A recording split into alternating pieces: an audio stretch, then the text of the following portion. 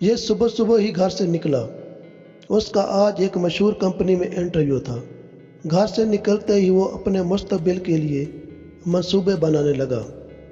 وہ سوچ رہا تھا کہ کاش آج میں بھی کامیاب ہو جاؤں تو ہمیشہ ہمیشہ کے لیے اس بسیدہ مکان کو خیر بات کہہ دوں گا اور اسی شہر میں ایک نیا مکان کرایہ پر لے لوں گا۔ امی اور ابو کی روزانہ کی فضول نصیحتوں سے چھٹکارا مل جائے گا۔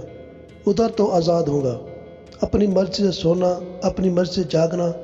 واہ کیا عیش بھری زندگی ہوگی میری۔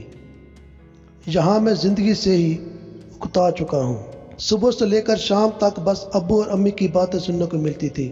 صبح غسل خانے کی تیاری کرو تو حکم ہوتا تھا کہ پہلے بستر کی چادر درست کرو، پھر غسل خانے جاؤ، غسل خانے سے نکلو تو فرمان جاری ہوتا تھا کہ نل بند کر کے آؤ، تولیہ اپنی جگہ پر رکھا ہے یا یوں ہی پھینک دیا۔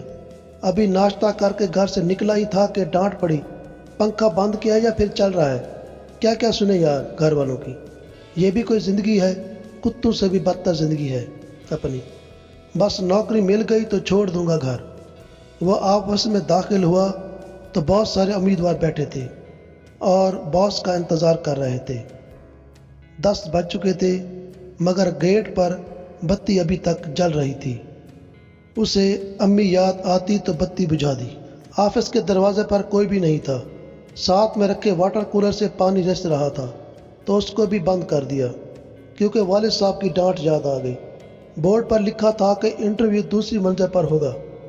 سیڑھی کی لائٹ بھی جل رہی تھی تو اسے بند کر کے آگے بڑھا تو ایک کرسی راستے پر پڑی تھی۔ اسے راستے سے ہٹایا اور اوپر گیا تو دیکھا کہ پہلے سے موجود امیدوار اندر جاتے اور فوراً واپس آ جاتے۔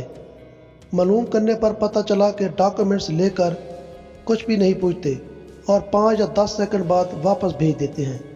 جب میرا نمبر آیا تو میں نے اپنی فائل مینیجر کے سامنے رکھ دی۔ تمام کاغذات دیکھنے کے بعد مینیجر نے پوچھا کہ جوائن کب کر رہے ہو؟ ان کے سوال پر مجھے یوں لگا کہ جیسے وہ میرا مذاق اڑا رہے ہیں۔ مجھے یوں لگا کہ جیسے آج 1 اپریل ہے اور مجھے اپریل فول بنایا جا رہا ہے۔ مینیجر نے میری پریشانی محسوس کر لی اور خود ہی کہہ ڈالا کہ اپریل فول نہیں بلکہ حقیقت ہے۔ آج کے انٹرویو میں کسی سے کچھ نہیں پوچھا گیا، صرف CCTV کیمرے کی مدد سے برتاؤ دیکھا گیا ہے اور تمہارا برتاؤ سب سے بہترین تھا۔ سبھی امیدوار آئے مگر کسی نے بھی نل یا لائٹ بند نہیں کی۔ تمہارے والدین مبارکباد کے مستحق ہیں جنہوں نے تمہیں تمیز اور تہذیب سکھائی۔ جس آدمی کے پاس سیلف ڈسپلن نہیں وہ چاہے کتنا ہی چلاک ہوشیار ہو جائے، اس کی مینجمنٹ کتنی اچھی کیوں نہ ہو، وہ زندگی کی دوڑ میں پوری طرح کامیاب نہیں ہو سکتا۔ گھر واپسی پر وہ جیسے ہی کمرے میں داخل ہوا تو اپنے والدین سے معافی مانگ لی اور کہنے لگا کہ آج اپنی زندگی کی پہلی آزمائش میں آپ لوگوں کی چھوٹی چھوٹی باتوں پر روکنے اور ٹوکنے کی وجہ سے مجھے جو سبق ملا، آپ کی ان باتوں کی وجہ سے میری یہ ڈگری مجھے بہت معمولی لگنے لگی ہے۔ زندگی کے اس سفر میں صرف تعلیم ضروری نہیں بلکہ تہذیب کا بھی اپنا ایک مقام ہے۔